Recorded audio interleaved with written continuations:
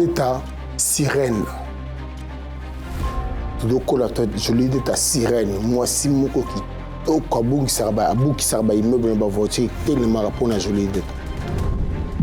Congo, maso tozalaki misato na groupe. Toyebanaki maso ya mokili. Tokabwanaki pona nini matongi elekaki bisombeka. Elokwe bomaki bo camarade. Kaka songi songi ya motindo yai. Voilà. Congo.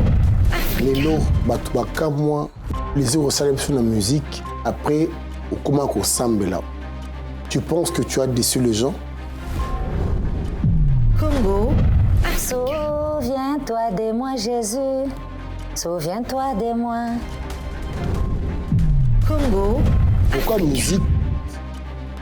Beaucoup de missions que non, ils ont musique à bazabou. Comment tu sépares la musique chrétienne et la musique profane? Congo. Na père Bozana. À mon avis, non, mon thème qui toque na ya moi bena que pemena et puis toujours moi ba entre guillemets excusez moi parce que je me laisse à amité la vie aux années de moi si na ina libandé avant comment voyez Congo. Moi mon Dieu et puis moi ça au moins moi ça qui toque té soit moi ça qui toque il faut à ça la tout alors ta vous zo ba que au loin qui pas père na eloko moi ma bête mais eloko ni pour ça qui au loin pour que nous retrouver dans ma boco ya l'homme Congo. Africa. OK. Oboti boni. Bana combien oboti? Congo. Là il a futelinga tike ya mbala kaka. Nakende kopema oatikala kosakana na bamisusuwe donc c'était comme ça. Congo. Africa. Ba chanteuse na biso nyoso ya Congo na ba danse Ma danseuse. Ma danseuse na biso. Nous avons que la plupart ba balité. La plupart ba balité, ningi pe ba beauté. C'est dit à quoi? Congo. Africa. Oh ba papa ba Congo to la mingi ko to na. Ba ba to la. Ba papa.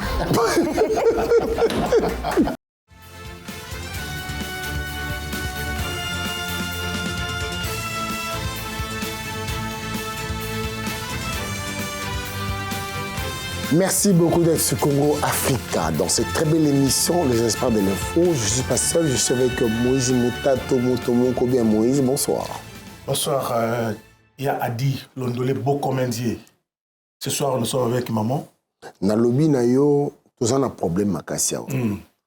Komba ngonani, moto wapi. Maman. Joli. Joli d'état. D'état. Obo yokana sa. Oyemba pato. Siko to yambiye awa. Tala mokuma ba question to zango na ye. Je pense que toi aussi sango. J'espère qu'elle va répondre de bisous. Voici pour nous, Jolie d'État. Maman, bonsoir. Bonsoir, papa. Maman, Jolie d'État. Quand tu m'as dit, boye, bari connaître yo. Parce que, na maneti, na perruque, namba, tam souvent connaître yo. Nanze moko boye pa ebekiza yo. Nanze mba ebekiza yo. Ah, ok. Nanze mbonini, par exemple, parce que... On va ebio. Tu vas y que non, c'est mon qui est maman Jolie d'État. Tout ça, on a côté monsieur, on a fait côté monsieur, il y a côté nini. Il faut préciser. Il y a côté to ebakio. Ah,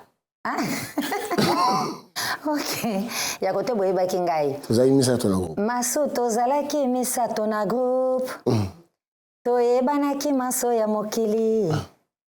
Tokabwanaki pona nini matongi elekaki bisombeka. Elokwe bomaki bo camarade.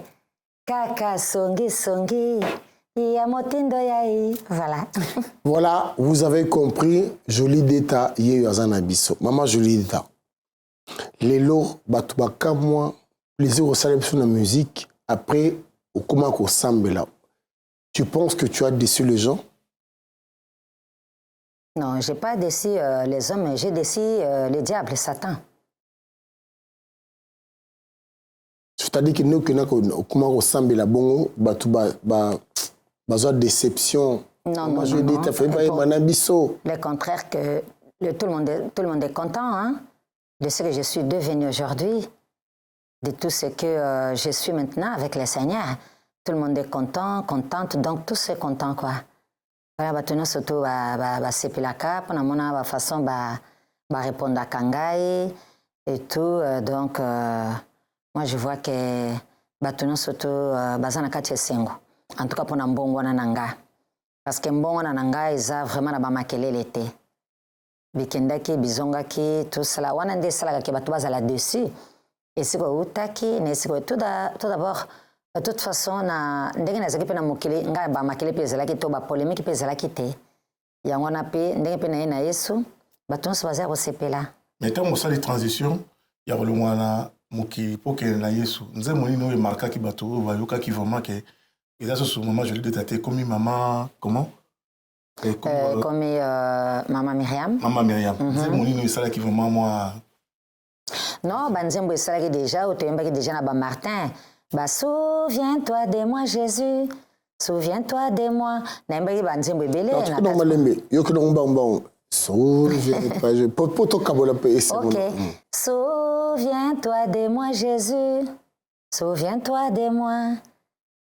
Souviens-toi de moi Jésus. Quand tu appelleras tes élus. Souviens-toi de moi. Quand tu l'appelleras, c'est ça. Et alors, tant que côté à Monzambe, j'espère que, je pense que vous avez la place où vous Komelaki. Raconte-nous la maman Olangi. Raconte na maman Olangi. Bon, Nazaki Kuluka déjà Bonzambe Nanga. Alors, il y avait une de mes sœurs qui est venue me proposer. Elle m'a dit, voilà, il y a le combat spirituel avec une maman qu'on appelle maman Olangi. Donc, j'aimerais que tu puisses venir là-bas et prier là-bas. Parce qu'il y a vraiment des enseignements, de bons enseignements et tout. Ça pourrait faire quelque chose aussi dans ta vie pour chercher ta délivrance. Et à ce moment, moi, j'ai répondu, beaucoup de boxeur. Et puis, j'étais partie là-bas une fois au VV Saint-Terre. Quand je suis arrivée au VV Saint-Terre, j'ai écouté ma maman, mais tout cela a pensé, elle a na classe à femme, c'est un jour en gros. Nakoti, et puis à la fin, elle m'a demandé, bon, est-ce que tu as compris quelque chose? Ngabi, non, je n'ai rien compris à comprendre que Azana non, Azana un peu bébé spirituel et tout, et puis n'a comprendre kaka. Et puis j'étais partie na kendaki, na kei, tant na kei na monana société une fois seulement. Et na histoire nanga, na témoignage nanga, lokola nga na lukaka bolingo, et puis un jour, à Tinde Motokana, ton adresse, Abibou qui a place, moi, moi, sois avec Babi comme une jolie d'état, Azaki vedette. Parce que maman Langi, Aïeba qui venait à ma musique et tout ça, ça qui n'est pas bien, c'était. Pour que tout ça, non. Alors, Abando Yeba n'a été. Dès autant, Bengi, à Tinde Motokana, Baki Kolukangi Panabiso. Tant Baki Kolukangi Panabiso, na Njili, na quartier 9, na retour, na Babisanga qui maman moko. Atindaki motoka et à Koluka, à Balbi comme on est sur Maman Olangi. Oh, donc elle a de l'amour. Moi, comme j'étais aussi à la recherche de l'amour, Gabite, Maman Funa Kangamanae, Deko Kenekomona Maman Olangi Zakiwana. Alors, je lui dis, Lilo, musique en Zambé, la musique à Mokili. On sent que, quand ça la musique, ils ont Moussala. Quand ça la musique, ils ont maçon. Aux peintres, aux échafaudeurs, aux réalisateurs, le coup à moi, n'a sublime, n'a pas essayé n'a cristal, n'a pas essayé en mode Bessika Bazaline, les hommes Moussala. Pourquoi musique, beaucoup de missions que non, ils ont musique à Bazaboul. Comment tu sépares la musique chrétienne et la musique profane? Bon, la musique normale. Non, quand il a diabolisé Kangote, aucune fois, c'est sorti de ma bouche que non, c'est musique diabolique, non. Non, je peux tout simplement dire que la musique profane, la musique qu'on chantait, là, ça ne glorifie pas le Seigneur, ça ne glorifie pas aussi le Seigneur non plus. Parce qu'on n'adore pas Dieu là-dedans. La musique mondaine, on adore par exemple une femme. Jeanne Yondo Zali Koleka Nyonso, par exemple. Mobile Okito Koleki Yondo Zali final à Nyonso, mais final c'est Jésus-Christ. Ce n'est pas un homme. Donc c'est dans ce sens-là. On ne diabolise pas, mais c'est par rapport à Dieu, quoi. Parce que Dieu aime qu'on l'adore que lui seul. L'adoration est faite pour Dieu, pour le Seigneur. On ne peut pas adorer un homme. Pourquoi adorer homme? Mais maman, tant que tu basi Moïse, mon tato, au batape moi c'est. Oui. Mais il bibiche, boucle d'or à zan bibiche. Tant que tu moi c'est au battra bon, tu m'as soukalé. Tu as vénéré, ben tu as battré. Explique bien un peu. Non, kolinga mwasi, kolinga pe mobali, c'est autre chose. On est à ce que les camboya mitema, est-ce qu'il y a ame boujaka? Non, malouba na biso zarani, Moïse zani. Tu es toute belle, je t'aime beaucoup. Non, dans les livres de Genèse aussi. Adam P, a tombola ki mwasiti, mais a Dora qui était na place Nzambe. Et banda na Adam, et banda na mtu morotin, Adam ta tombola ki mwasi. OK. Voici l'os de mes os. On va l'appeler Ève. A comme ça qui est. Moni? On nous laisse entendre que quand on y a na père Boziana. À mon avis, mon noté matraki qui toque na ya on bena que pemena et puis toujours moi entre guillemets excusez-moi parce que je laisse ça amité babi yozaki ni moi si na ina les bandeli avant comme akoye mpe pana. Est-ce que au rôle bakiza vrai? Non, vie privée nanga vraiment na préféré ko lobela ngote. Donc comme ils ont le passé hein, au rôle banao ils ont ngote. Oui, ils ont le passé mais je ne peux pas dire oui ou non parce que grand-père, c'est déjà une grande personne. Zappé Mokolo déjà et tout. Ngana koki kotanda bavine awate non plus angai moko parce que naza pasteur. Donc c'est tout simplement mon grand frère. Oui, parce qu'à un moment donné, au moment qui panayo qui pas ya Luambo, babi comment qu'il est non. Naviguer tous les deux côtés. Non. Ngai ndenge na longwa qui pas grand-père.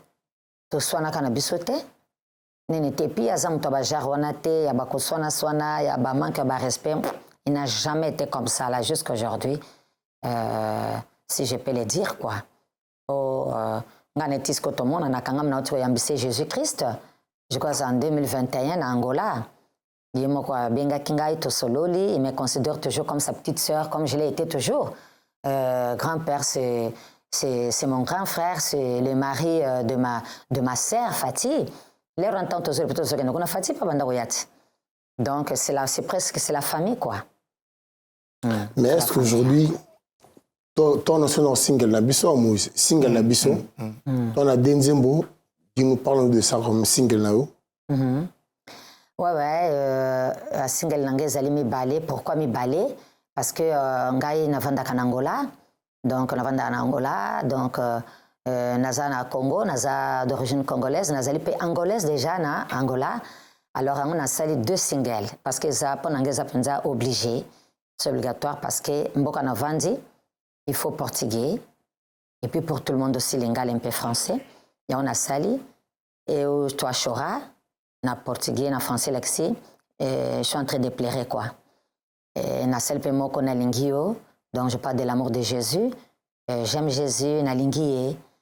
Voilà. Donc, c'est ça les deux traditions. Jolie d'état, sirène. Jolie d'état, sirène. Moi, si mon coquille, au kabou qui s'arba, immeuble, ma voiture, tellement rapport à jolie d'état. Non. Je termine ma question juste si permis. C'est quoi, jolie d'état? Parce que tu as vu mon. Par exemple, c'est aux amis wata. Début surtout sirène, non, sirène donc mami wata. Sur l'équipe tout le monde.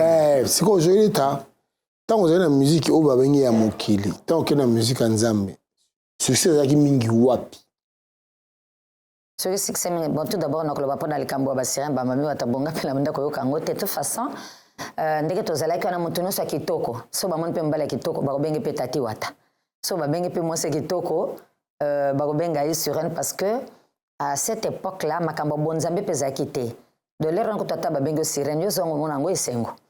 Mobali peso babengi tati otazo monango penda lokumu.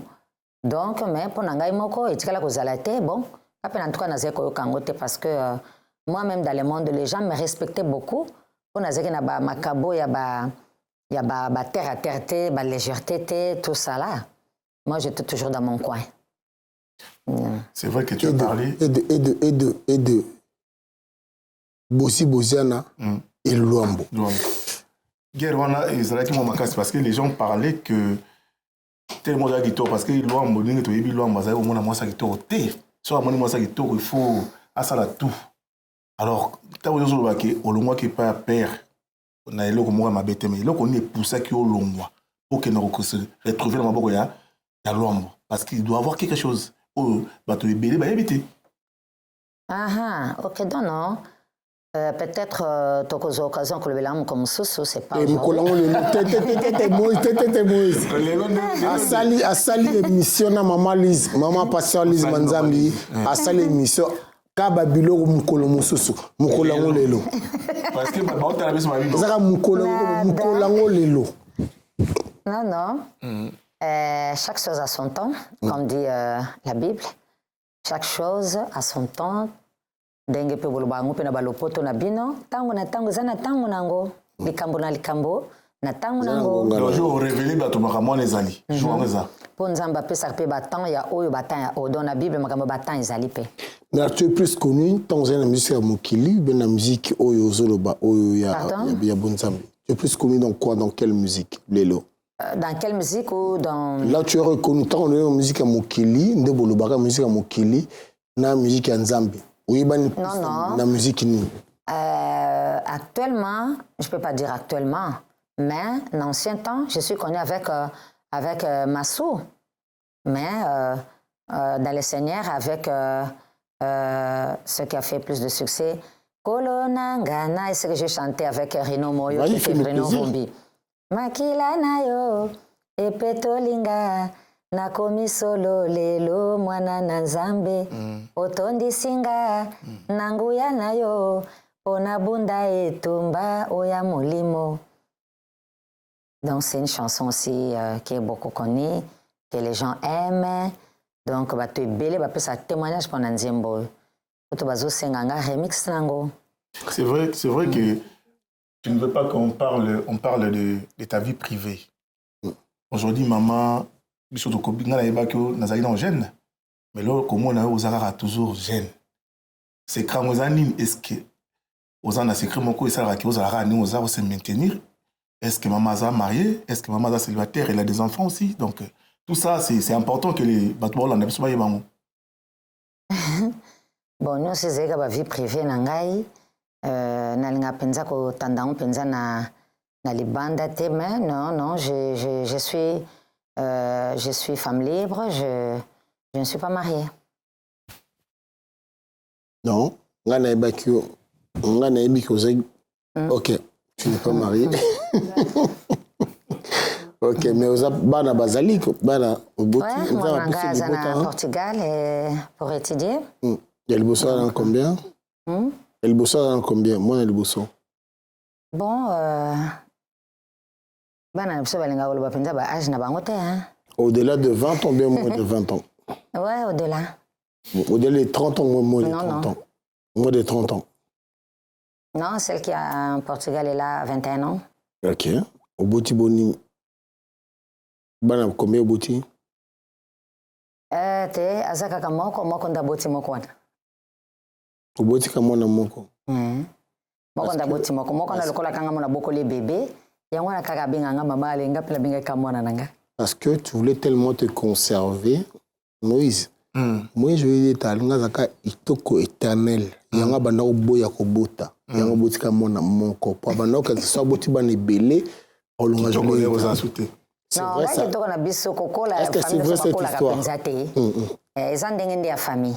Ils ont des famille et puis qu'on s'est conservé aussi et tout, mais ils ont des abisso, na bana mibali. Aujourd'hui, maman Jolie d'État, pasteur.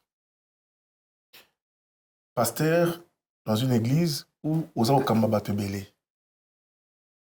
Ni nyango peda ou na musala ou découvrir yamakasi par rapport à nous aux agis bosso musiciens ou est-ce que comment que aux battre la bampate et là on ni nyango vraiment avantage aux autres côté on a ça plus ni.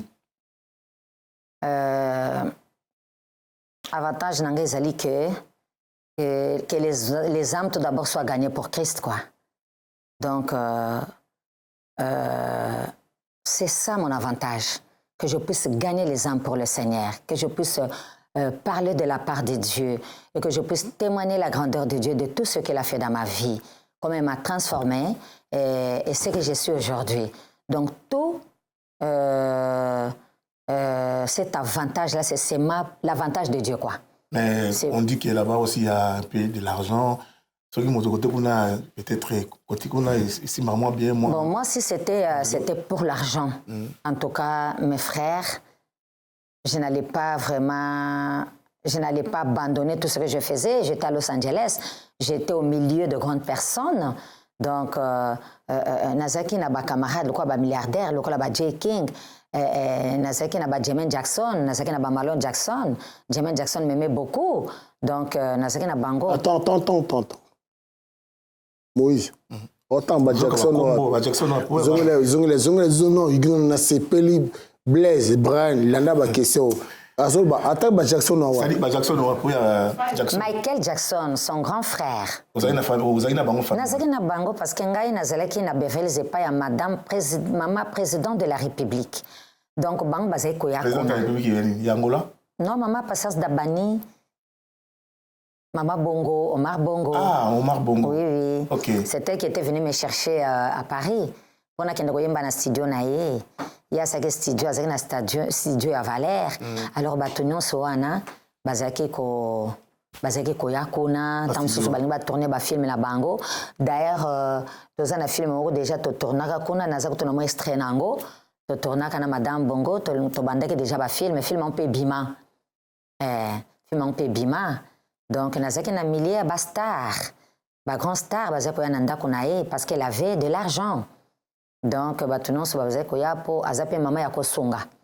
Azaki pe kosunga, msupe bakoya kuna, ba lukalisungi et tout. Elle aidait beaucoup, pas mal de gens. Bazaki koya kuna. Joli d'état, maman abiso. Olanda ki ndiko dangai to bota mo date moko le 15 janvier Papa Charles Sikazazo Kangai, Charles Carlito. Alobi, musique à Mokili, na Zabulu. Yo, ça y musique à Mokili. Omona ki bazabulu ngo? Te bonga na ke namona ki bazabulu te po nazaki na milia bazabulu ngo peta. Nazaki na batoyo, tozaki sens toye binzambe te. Mais comme moi chez nous on priait déjà, donc bon zambe wana ezeko zalata grand-père alobarango abino. Vraiment tant tozali penda na joli. Ya bandolo na msuka makambo prière. Mais naïbaki na nupenza prière te. Donc muto akomona bon parce que pasteur Charles alobi ke musique mokili ezaka bazabulu abuna basirani c'est ça que je vais expliquer. Yo possible ba kisi pona oyeba ki. Omoni muto po ayeba ke muto yo atelemi wana zana elamba te. C'est que ya monaki azalaki wana na ye. C'est quoi muto azalaki ta ko expliquer ndeni ke muto ana zaki elamba te po ko tona papa. Omoni ki bien sûr muto ana azaki elamba te. Mais yo azalaki no côté mususu. Est-ce qu'on peut expliquer ngo? Moi je l'ai dit ça. Les lots Boziana, l'homme au makadi, de toyo kaka. Continue kasi. Apparemment de toyo kaka. Boziana na l'homme au makadi. Moïse continue. Parce que bazo est là. Joli d'état. Et à un moment donné, il s'allait qu'il pareil, il s'allait que côté simité, alors c'est retrouvé dans les États-Unis. Alors, c'est pour ça que les gens ils se posent des questions. Il s'est passé quoi? Parce que tu avais une très belle voix à l'époque. Ben oui. Aujourd'hui, il a conquératé normalement. Mais du coup, oui, au bongi karambalamo on a na scène. Après musique nzambe, na musique nzambe ayebana te, ayebana musique mokili. Normalement, Bibis Book et Dorazana, Aota la Bissona, Blaise Brian. On a suko. Et Lokoana. Non. Tiki Ambalakata. Oui, Tiki Ambalakata yango. Ok, États-Unis. Tout me connaît le Kona, pardon, s'il te plaît, Aota la Bissona. Ah, il va foutre le. Na. Ouais, là il est. Là il a foutu l'ingati. Non, maman. Cause ça passe. Qui n'aime son bien. Là il a foutu l'ingati. T'es bon, Monique. Non, parce que ça côté ya. Tous amis ça dans le groupe. Ils ont message. Voilà Massou, ils ont message. Ils ont côté. Message que des alliés conseil. Voilà. Ils ont bon zambé.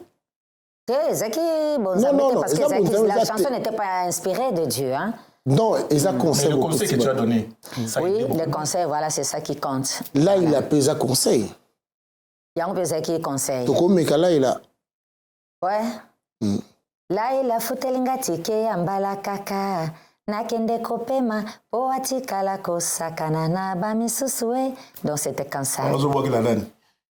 Bon, ezalaki pona basi oyo mibali oyo bazaki kako tinda basi na bango na ba voyage bakenda surtout à cette époque-là donc mibali mbongo ezali komonana ba patron les gens bazaki benga na ba boss bazaki benga ba voando voilà ba voando les gens bazaki soki batini basi na bango donc bakotika la siko na basi mususu bazako sanupe na bango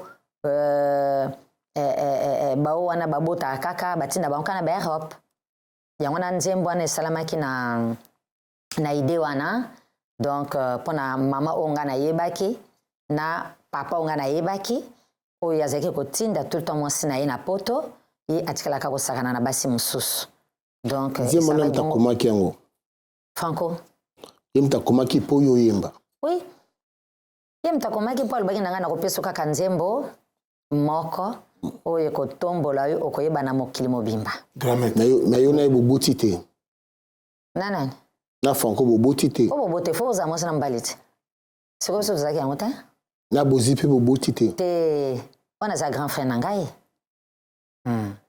donc Moïse donc na lwambo baboti te na bozi baboti te parce que nazalaki mwasi na bango te lisolo wana ebetama ezalaki kaka bato baobetela bango bon vous savez surtout mpona bato oyo toyembaka moto nyonso azali artiste moto nyonso balobelaki n'importe quoi donc makambo nyonso bandi kolanda yango ozongisi oyo nde yango ebebaka il vaut mieux garder silence comme la parole de Dieu nous dit l'éternel combattra pour vous donc c'est ça Maman Jolie le nom déjà c'est Jolie et après babakisi Deta Maman Jolie Deta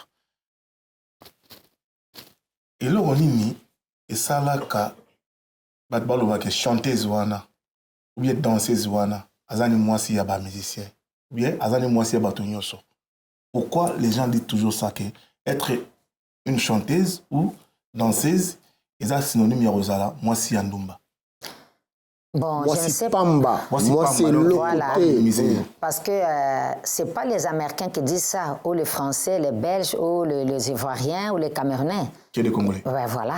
Ouais, c'est ça la réponse. mais pourquoi? Parce que la raison elle est quoi? Ceux qui bateau baza un peu na logique disons na zolo bate te na loba mabeke kozanga maili to kozanga donc kozanga sagesse quoi hein et puis kozanga pe amour pour appuyer bandeko o bazosala mosala yango mais lelo yo nakoki koloba eloba masusu mingi te parce que musique est comme une valeur mosusu babandi ko respecter yango en tout cas bafingaka susu bongo te c'est à l'époque je crois que ça se disait comme ça là donc bato baza kolobela yango bongo mais moto nyonso azali koyemba omona mpe moto akosala mpe mobulu te comme ngai nde tobanda kokenda bamiziki na koyemba na kopesa exemple na nga moko témoignage na nga moko bagrand-père nyonso bayebi nde na banda kokenda nga miziki wana tokoki okende toyembi biso tozengi na biso na baya defa ou na kandakanda soki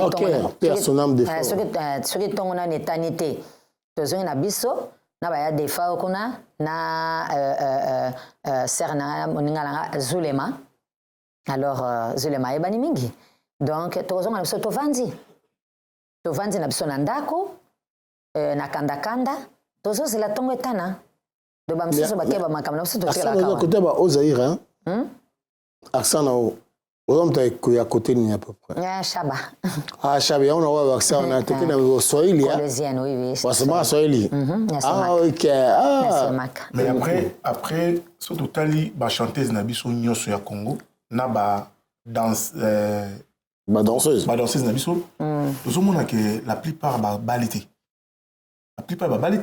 mingi pe babotité c'est dit à quoi est-ce que c'est privaki nazo accompagner babali mais to monité na misa batu baboti mais ba papa bayebani te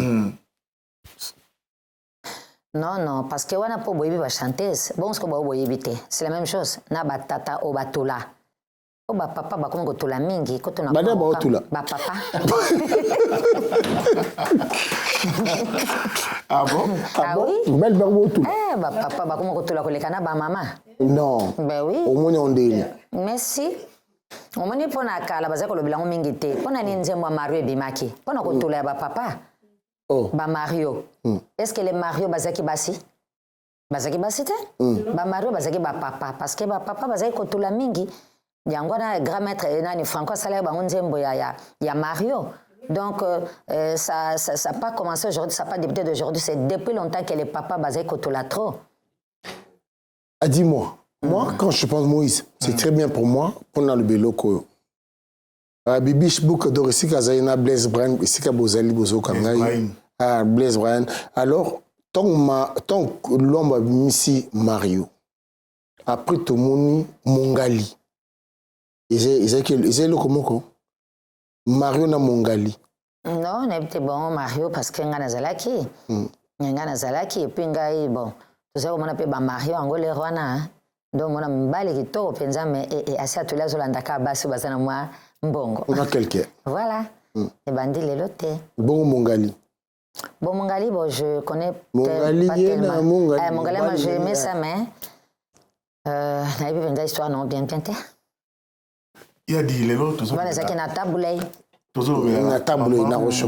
Maman, je lui dis. Toujours la singen, il y a des chansons. Est-ce que... Narata singen, il y a des tournées. C'est bimi déjà, j'espère. Single et Zobima vendredi. Et Zobima vendredi. Après Kobima Singen, on prévoir ni, on préparer ni dans ces Singen. Non, après Single a préparé déjà album. Donc si tout va bien, de Tozalana grand concert l'année prochaine, hein.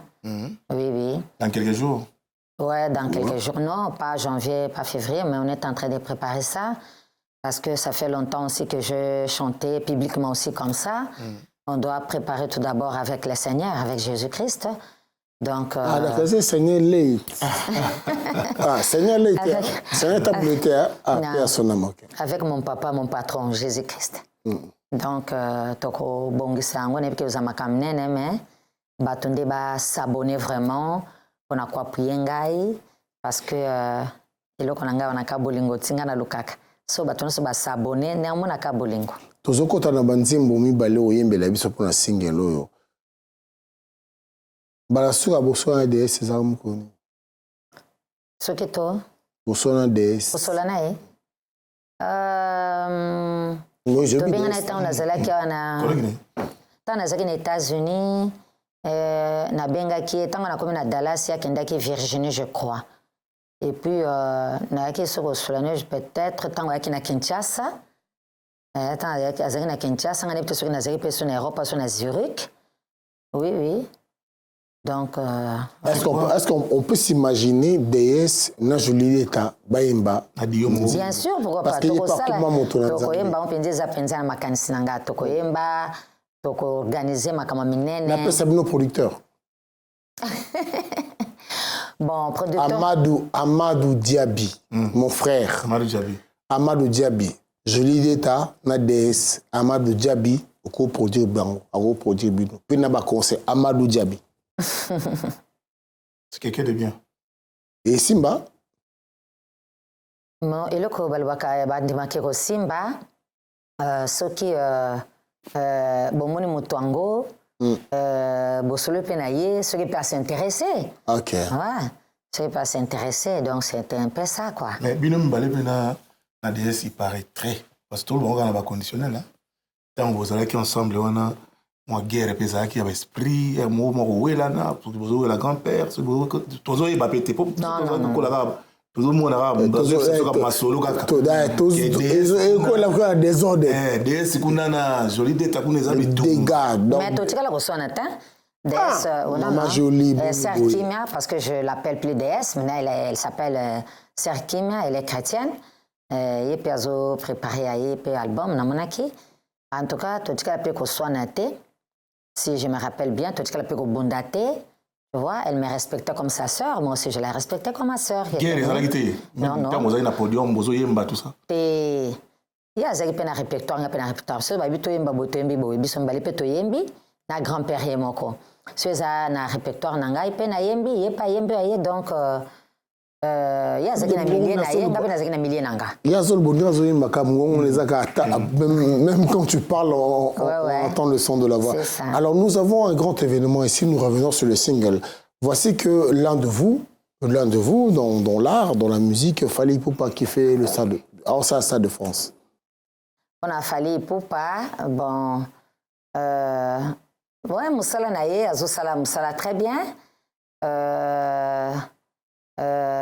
Succès EP Samelaye, mais je souhaiterais quand même un jour Tokutanape, par exemple, na plateau Tolobelape Bonzambi, Zamalam, qui c'est un jour P, Togo Zalape ensemble dans les Seigneurs, Totondi sous salle de France, on a Koleka. Vraiment, bon succès pour les Atanayo. Donc, tant que Koya, et vous allez peut-être Bisomi Bali Soussou Nakatia Salle de France avec Jésus-Christ de Nazareth. C'est bien moi qui ai chanté d'ailleurs ici à Paris, Naïmba qui à Paris. Yom Temba, la reine de Saba. Oui, oui. Ah, on a Paris. Ah, on a Paris, oui. Studio Ezaki à Paris, Nana Zaki en France. Les grands-pères étaient venus me trouver, me chercher pour me dire que si je pourrais quand même chanter avec lui. Parce que chanter Zaki na Bango, la même semaine qu'ils étaient arrivés ici en France, Zaki les sous-soutés, Alinga qui na yemba na place na Bango, Bango nde balinga ba yemba yango. Oui, oui, mais Bango bazala quitté. Yango, nga loko na Zaki pe moyembi, nde na Zaki opportunité wana, ya koyemba na place na Bango, il était venu avec sa guitare à la maison. Nazaki vivre na porte de Lila à cette époque-là. Et puis tout ça, répétition. Parce que la reine de Saba, oui, ça peut succès. Na nzembo ya Lubwaku wana tout ça, kutu kota Lubwaku na ngam na bakisa ba partir na sika na grand-père Haïti. Ya Lubwaku wana tout ça. Wana ko yo Lubwaku na pengam tu na pesa kana grand-père to zaka na mo pa Lubakango. Ya ke na nzembo to yembi, ngabite to chape mamanda. Kota mandana tindelanga manda to sangam na lobaka. C'était quoi l'inspiration? Yeye nzembo zaki ya Lubwaku kuna to sangane ko bakisa tindelanga manda wana. Oui, oui. Ok, mais si kota la ndengo yemba ki wana na époque wana ba chanteuse bazaki belé mais zaki na chanteuse ningo bazaki ko inspirer yo po yemba bongo lengi wana ya ko yemba et puis ezaki nando bazaki vraiment ko peso o sa peno yemba kitoko le ko zo yemba o tala ki oyo ouais on a manda otala na manda ko lingezaki mbilia belle. Ah. Ok, donc azaki sous ses inspirations là. Ouais, nenga nazalaki ana mso na uti class to skula basani ngana zaka wemba banzembo na hii. Et puis na papa wemba. Que son âme repose en paix. Mais à l'époque na bino wana. Okutanga na génération na yo. Ba chanteuse nini vous venez bazalaki benda que soki abeti koto yoki yo peso ozobi bon yo peso pe quand même mais que bon ngapena sala boy po ezala bien en dehors à maman bilabe. Non, les rentants pe na banda ko kola na banda ko linga pe Pongo Love. Donc on a nazaki nano pe moi jeune fille sous moi ko mba pesa kite les wana. Mais bangonde bazako inspiré nga mingi zaki bena mbili belle que j'aimais beaucoup. Parce que les lots ozolo Moïse les lots konjo le bakino on taliki na wemba ti le azati. Pour toi tu restes la meilleure chanteuse. Non, nga na bite ke mtaliki nga na wemba azati. Na binde je voulais m'expliquer voix nanga mutoko akoka penda ko interpréter ngo penza pona na landa pe ba concours basala ki na basala na ba braliment basala banino mona ba tie joli d'état. On a la voix jolie d'état, donc zoakate na voix nanga na timbre nanga. Mais toi bah Cindy le cœur. Non, tu as timbre mon côté. Ah. Alors, et pas père Boziana. Au sala combien de chansons? Oyo sala mais oyo yemba pardon. Non, na yemba ki presque un album na yemba ki ba Evelina, na yemba ki ba Lubwaku, na yemba ki ba Sanduko type na yemba ki nakati, je ne sais plus. Mais na yemba qui atteint à 4-5 chansons. 5 chansons. Mais on laisse entendre. 5-6 plus. Hein? Oui, pas peine à Père Noël. Vous savez, c'est mon aïe. Papa Noël qui représente. C'est trop tard. Papa Noël. Papa Noël. Na yemba qui nzemba c'est trop tard. C'est trop tard, c'est trop tard. Non. Et on a la YouTube kuna. Une très belle chanson aussi. nayembaka pe pakamache na ntie moko pe alukanga na France tosaka pe album nasalaka pe album nayembaka après bon nga pe nakendaka so wapi yango so pe États-Unis wapi nalimwaka aliyepa kenda na album yango atekateka ngo na mboka na bango Jolita ozimbongo na musique pe na ba relation ozimbongo wapi non nga na non na banda kozwa mbongo na musique teng moi chanter ezaki plaisir nanga ezaki don nanga naza koseplaka na yemba bato bakomisanga bato baseplaka nanga donc bato balulanga bato baadmirenga donc bato batombolaka nga surtout mbongo nanga na banda ozwa yango ayer quoi salami pour ça nous tobaki za koyemba ngape na ibongo ngape na ba misala ezate ba misala ya ba commerce ezate ya ba bureau ezate ya ba affaire ezate ba misala ezebele bele est-ce que vous avez ni te wana ba misala nga ce que privé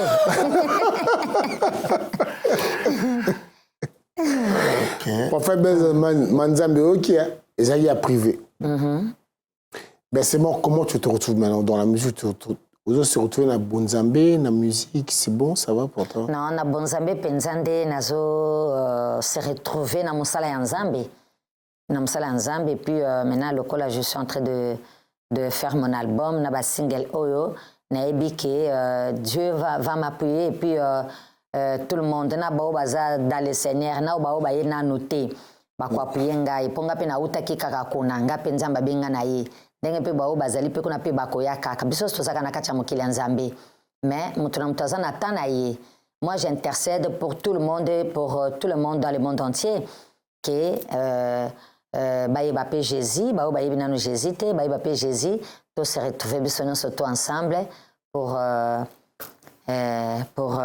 notre fête de noces pour le retour de Jésus-Christ car il revient bientôt donc nde souhait na ngai.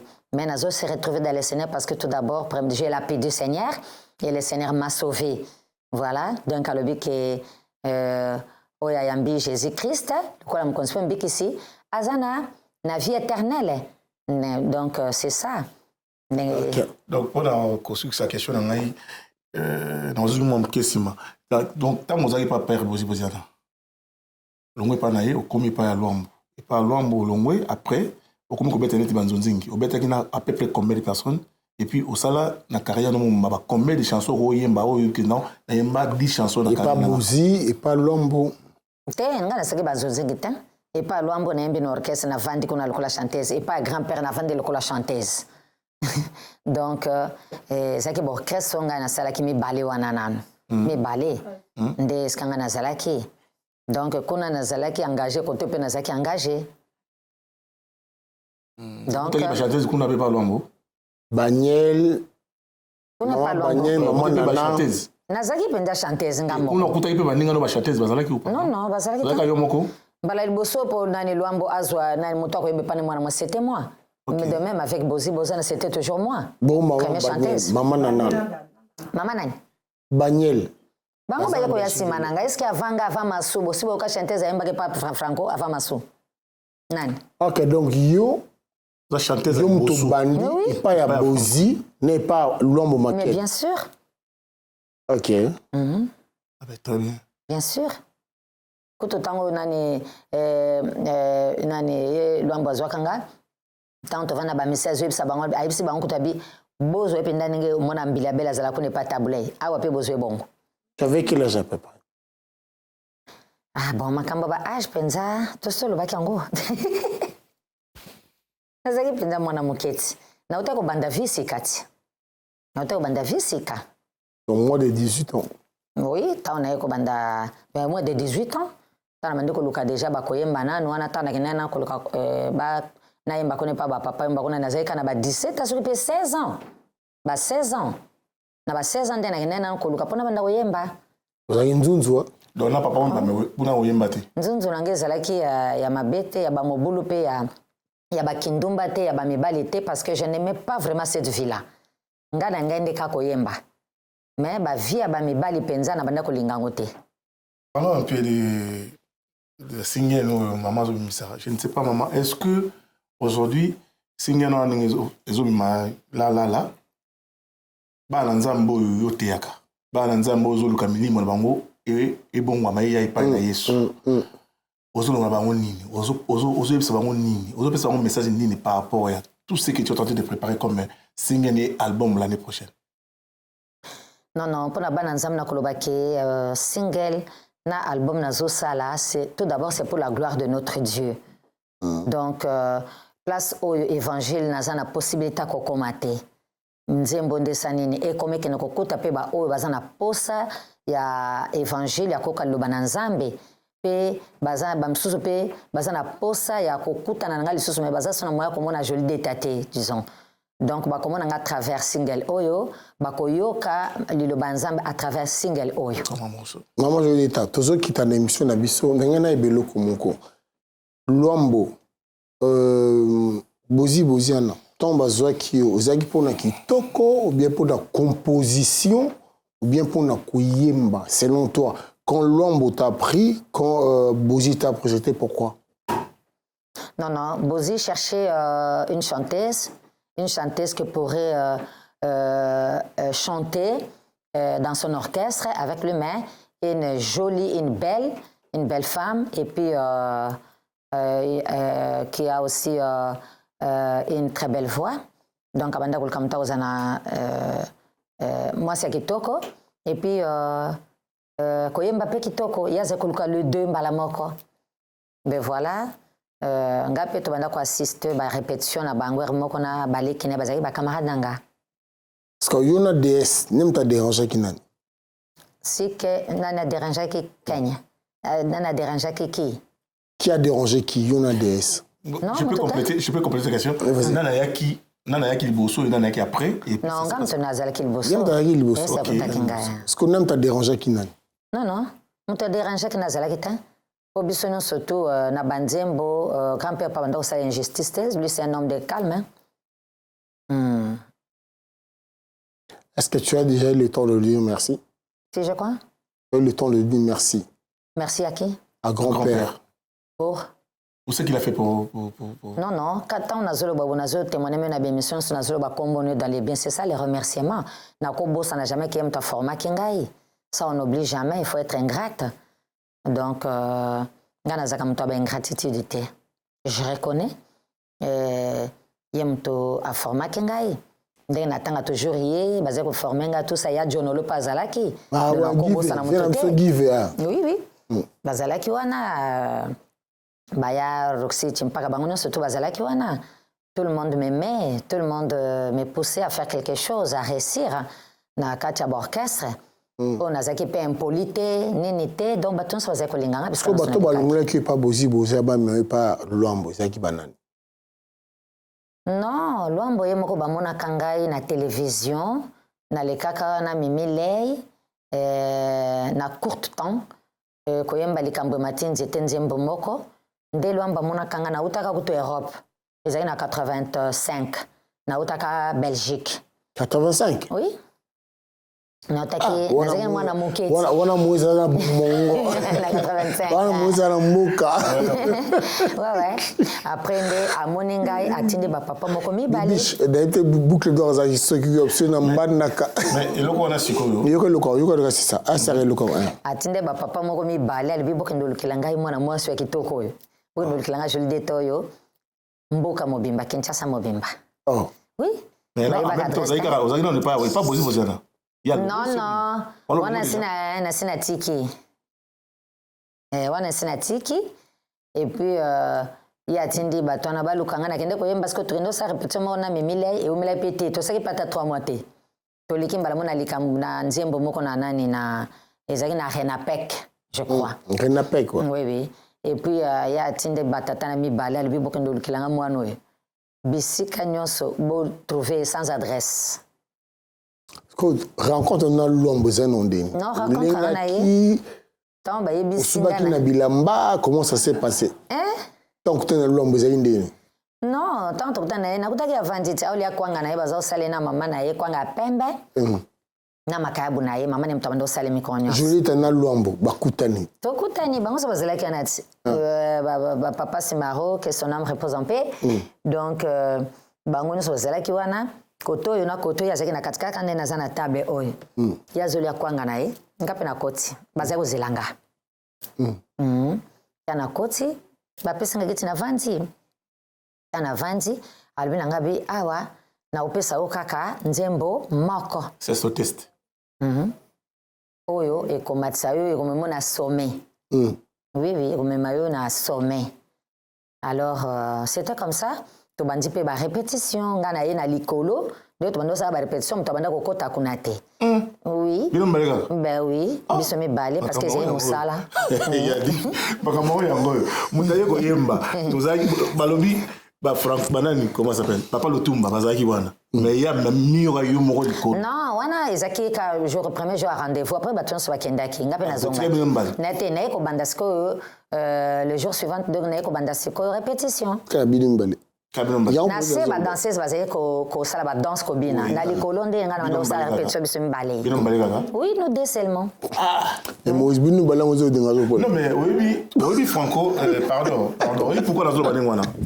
Oui bango balé kaka. Père wana pour on papa Franco azaki papa moko, il aimait trop les femmes.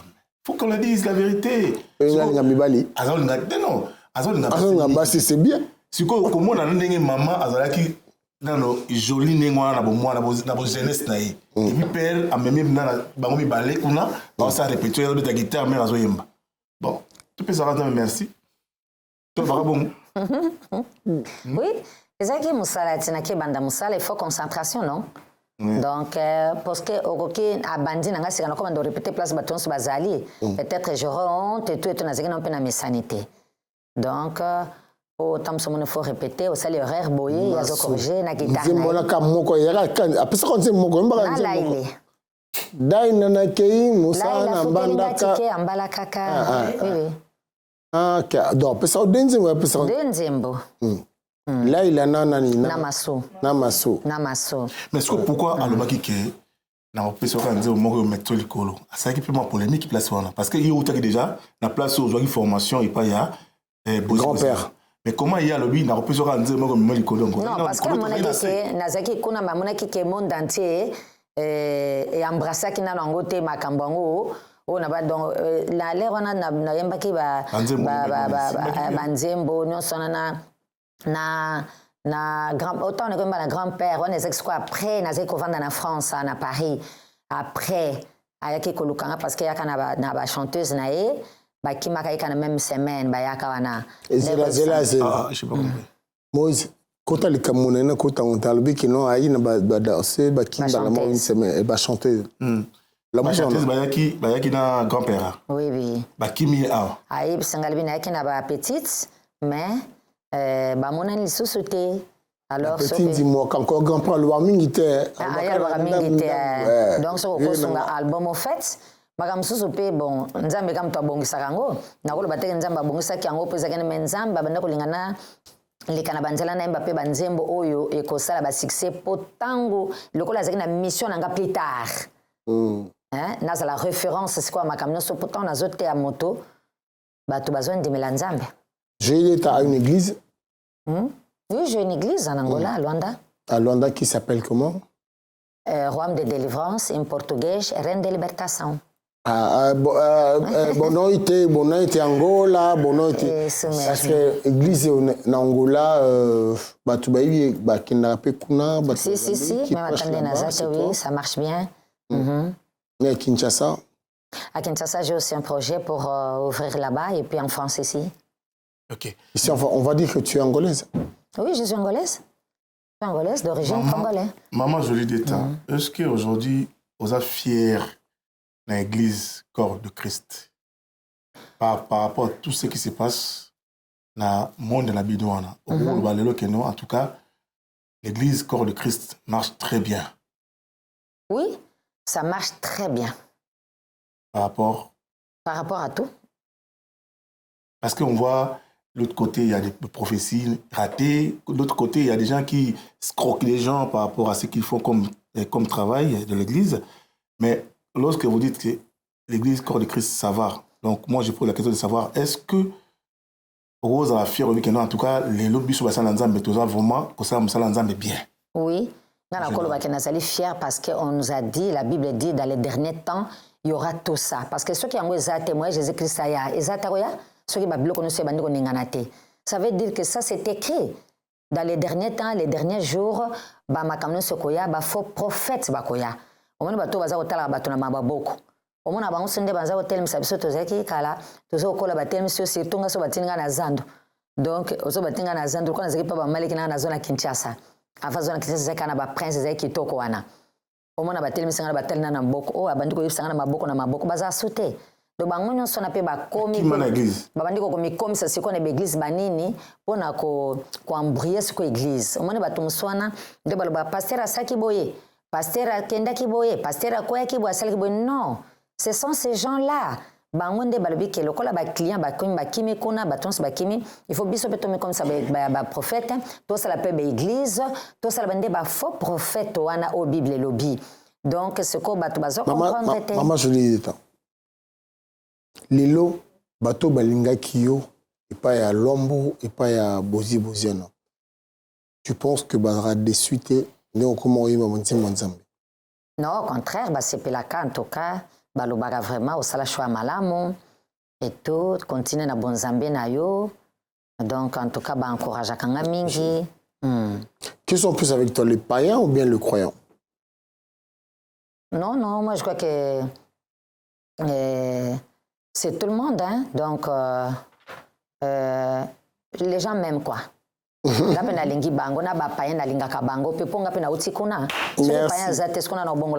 Merci beaucoup Moïse Motatou, nous contrôlons l'émission. Si jamais tu as quelque chose à dire, tu écoutes l'émission. Alors je dis merci déjà à maman. En tout cas, on est répondu à Bisso, on a plateau na Bisso. Je crois que Bisso a eu ma réponse par rapport à la question que Bisso te posée. Ils ont mal sauté. Il y a eu une émission na Bisso, mais ce qu'album est mis, tu as un pour la single.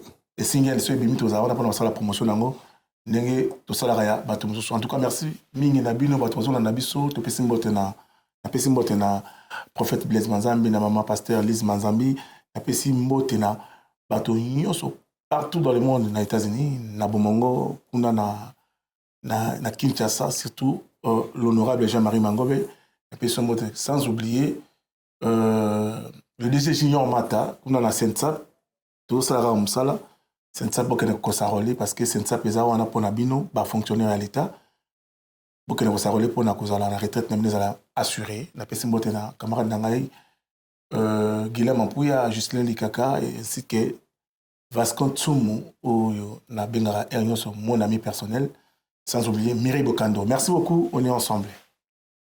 Alors maman, jolie détail, elle est toujours jolie hein. Toujours jolie. On a 27 ans hein. Ah, c'est non.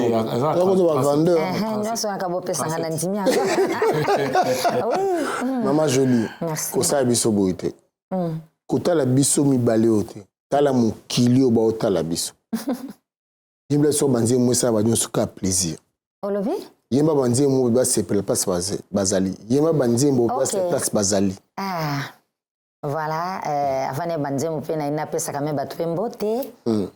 Donc, Nzambe a mon église Nanga, Eskezali, à Pambulabino, de tout ce que vocês estão fazendo aí em Angola, que Deus abençoe vocês ricamente, que Deus abençoe todo o povo angolano, em nome de Jesus. Bana Nanga nosso, ba Marie-France, ba Papa Gui, ba chef de mission, ba Ndeko Nanga, bana Mama Olangi, bana Naïba Onso 7. Je vous salue tous au nom de Jésus. Est-ce que vous allez nous apprendre bien na bolingo so bopesa kanga le reste nzama pambula batu nyonso oyo bayebi nga na onga na yebi na yebi te nzama pambula miso. Je vous aime beaucoup.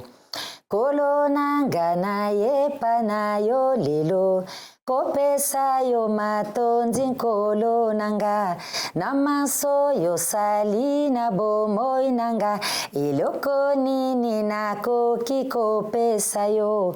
Kolo nanga na yepa na yo lelo kopesa yo motema nanga nyonso na maso yo sali na bomoi nanga eloko nini nakoki kopesa yo.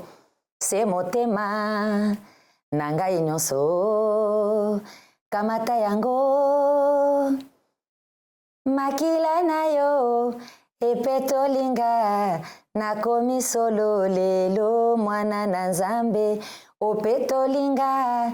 Amen. Amen. Alors merci beaucoup Urbain. Si Kozali Nzambe wana amona, merci pour cette concrétisation et émission.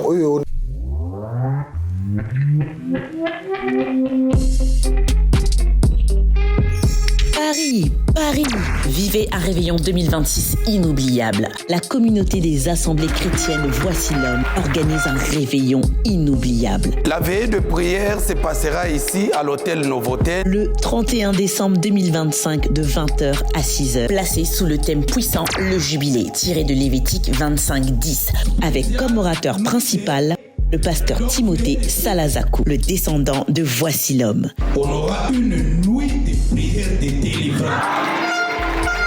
Quand on parle du jubilé, c'est-à-dire le repos. Le jubilé, délivrance, guérison, puissance de Dieu, manifestation de la grâce. Cette nuit-là, le Seigneur t'accordera la délivrance. La délivrance.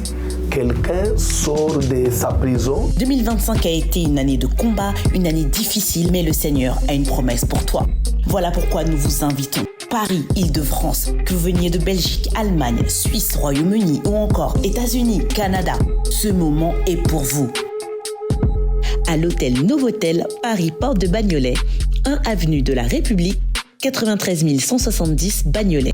Métro ligne 3, station Gallieni. Infoline 07 58 25 43 72 06 50 74 27 60 07 68 90 87 39.